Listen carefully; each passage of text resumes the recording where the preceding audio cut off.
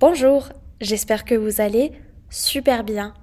Moi, c'est Zeynab et sur ma chaîne YouTube, j'enseigne le français intermédiaire et avancé. Donc, bienvenue à la séance 12 de notre cours de communication progressive niveau B2 C1. Dans ce cours, j'enseigne ce manuel. Vous pouvez aller l'acheter sur Amazon et vous allez accéder à ce fichier sur ma chaîne Telegram. On commence par le verbe se couvrir. Se couvrir veut dire mettre des vêtements chauds. Par exemple, on dit je me couvre, je me couvre. C'est comme le verbe cover en anglais.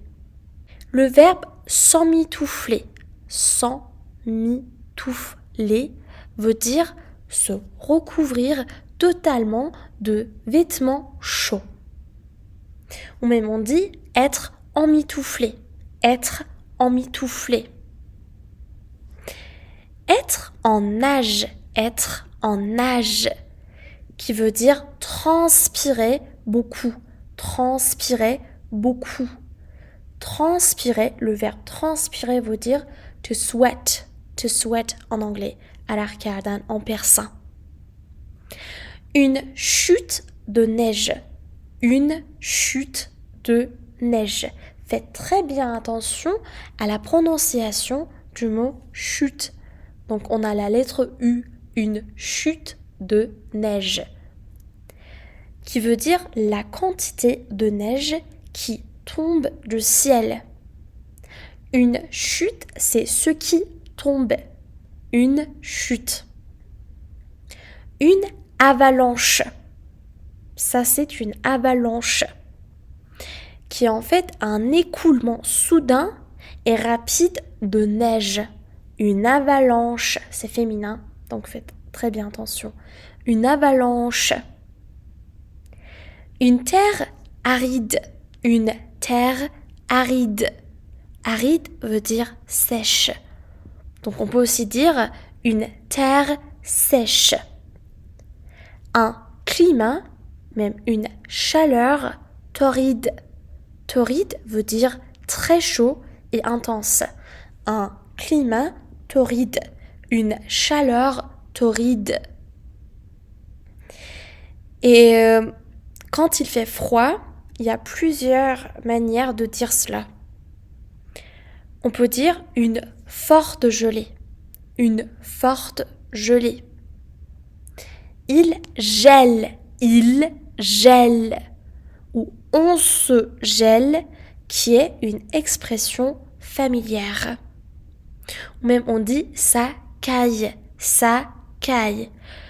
Quand il fait vraiment froid. Quand il fait un froid de canard. Un froid de canard. Un froid de canard. Il fait un froid de canard. Il fait un froid de canard. On se gèle, ça caille. Un hiver rigoureux. Un hiver rigoureux. Ou quand il fait plus froid que ça, on dit sibérien. Un hiver sibérien. C'est un hiver qui est très dur et très froid. Il n'y a pas un souffle d'air. Il n'y a pas un souffle d'air. Cela signifie qu'il n'y a aucune brise ou vent. L'air est complètement calme. Et c'est quoi le contraire? C'est le vent se lève. Le vent se lève, qui indique qu'un vent commence à souffler, généralement de manière modérée ou même plus forte. Souffler, le verbe souffler veut dire quoi exactement? Cela veut dire produire un courant d'air. Par exemple, on dit le vent souffle fort aujourd'hui. Le vent souffle fort aujourd'hui. Et il n'y a pas un rayon de soleil. Un rayon de soleil. faites très bien attention à la prononciation. On ne dit pas un rayon de soleil, c'est un rayon. Comme le verbe essayer, on ne dit pas essayer. Donc ici, aussi on dit un rayon de soleil. Donc quand on dit il n'y a pas un rayon de soleil, cela signifie que le ciel est complètement couvert et qu'il n'y a aucune lumière du soleil qui traverse les nuages. L'air est irrespirable. Cela indique que l'air est de mauvaise qualité, soit à cause de la chaleur excessive, soit en raison de la pollution qui rendent la respiration difficile. On doit rester à la fraîche. Ou dans la fraîcheur. Cela signifie qu'il est conseillé de rester dans un endroit frais pour échapper à la chaleur, souvent pour éviter les coups de chaleur ou les coups de chaleur. C'est la canicule.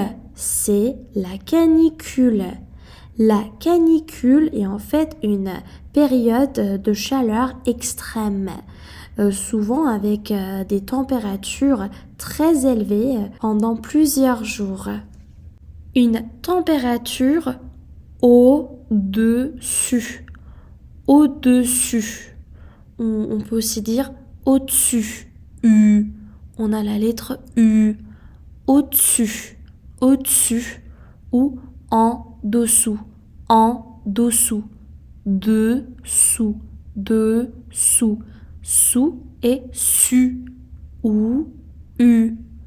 Des normales saisonnières.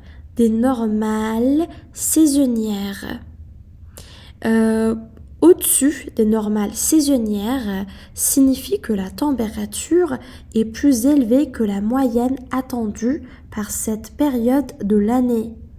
Et en dessous des normales saisonnières signifie que la température est plus basse que la moyenne attendue pour cette période de l'année. Ok, alors ici on a anormalement haute ou anormalement basse. Haut, bas, haute, basse pour le féminin. Ok, voilà, ça c'est le vocabulaire de cette leçon du livre Communication progressive niveau B2 C1. Et il y a quelques points grammaticaux aussi. Je commence par quel plus un nom. Par exemple, quelle canicule. Le mot la canicule, c'est féminin, donc on dit quelle. En fait, ce n'est pas différent dans la prononciation, mais à l'écrit, c'est bien différent. Quelle canicule, quel soulagement. Soulagement, c'est relief en anglais. On dit water relief. En persan, on dit acheish. Quel soulagement. Quelle beauté. Le mot soulagement, c'est masculin. Donc, quel, ça s'écrit comme ça. Et on utilise comme plus un adjectif. Donc, on ne dit pas quelle belle, mais on dit quelle beauté.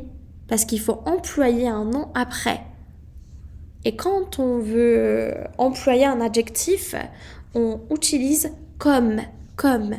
Par exemple, comme c'est gentil, comme c'est gentil. Comme elle est belle, comme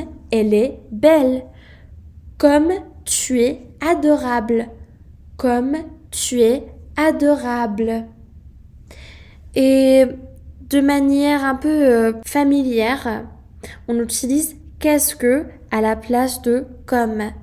Donc, à la place de comme elle est belle, on peut dire qu'est-ce qu'elle est belle. Par exemple, qu'est-ce qu'elle est gonflée. Le mot gonflé, c'est un adjectif qui s'utilise pour décrire une personne qui fait preuve d'audace ou d'arrogance, souvent dans un contexte où elle agit de manière audacieuse ou insolente. Donc, qu'est-ce qu'elle est gonflée? Qu'est-ce qu'elle est gonflée? Qu'est-ce qu'il est méchant? Qu'est-ce qu'il est méchant? Au lieu de dire comme il est méchant, on peut dire qu'est-ce qu'il est méchant? Qu'est-ce que tu es gentil? Qu'est-ce que tu es gentil? Ou même à l'oral, ça se prononce qu'est-ce que t'es gentil? Qu'est-ce que t'es gentil? Comme ça. Qu'est-ce que t'es gentil? Qu'est-ce que t'es gentil si on veut parler plus rapidement? Je vais lire les dialogues de cette leçon, mais je ne vais pas partager avec vous les dialogues. Il faut aller acheter le manuel. Mais comme ça, vous pouvez un peu pratiquer votre écoute. On commence. Aujourd'hui, de fortes gelées sont attendues à Paris, avec des températures anormalement basses pour la saison, allant jusqu'à -9 degrés. Ces températures sibériennes sont de 16 degrés en dessous des normales saisonnières, ce qui a pris au dépourvu tant les Parisiens que les touristes, dont beaucoup sont bloqués par la neige.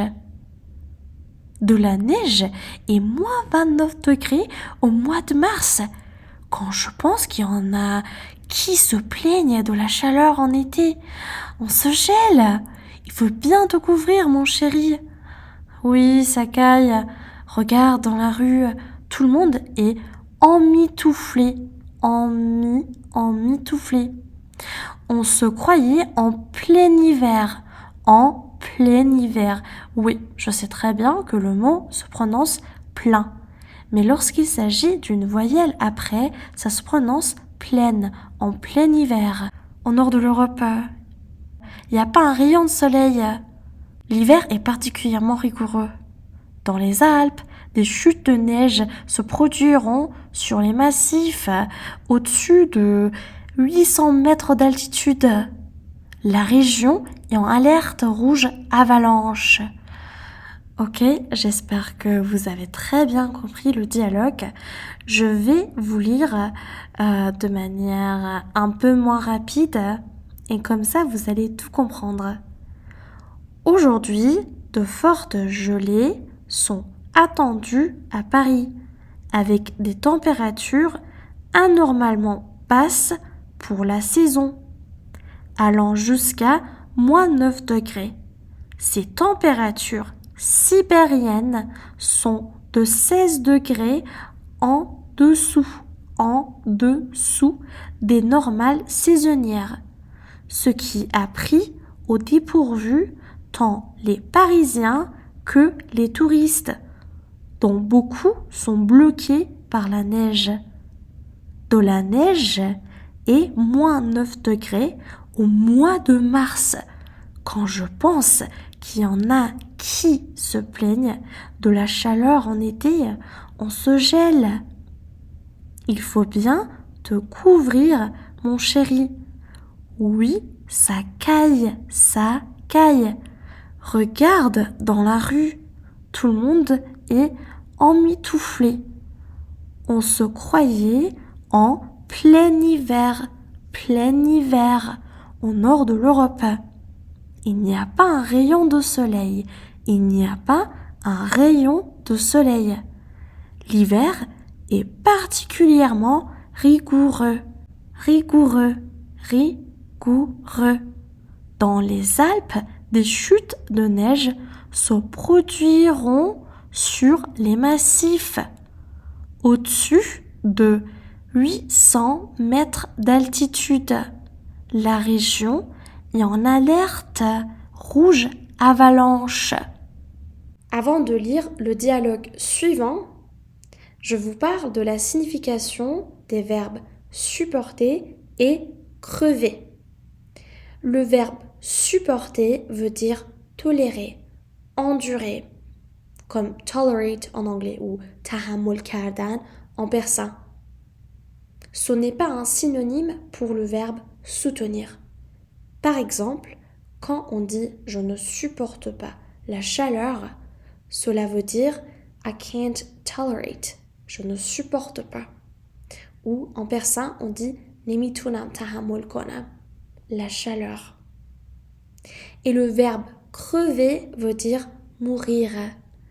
Par exemple, quand on dit « je crève de chaud », cela veut dire « je meurs de chaud ».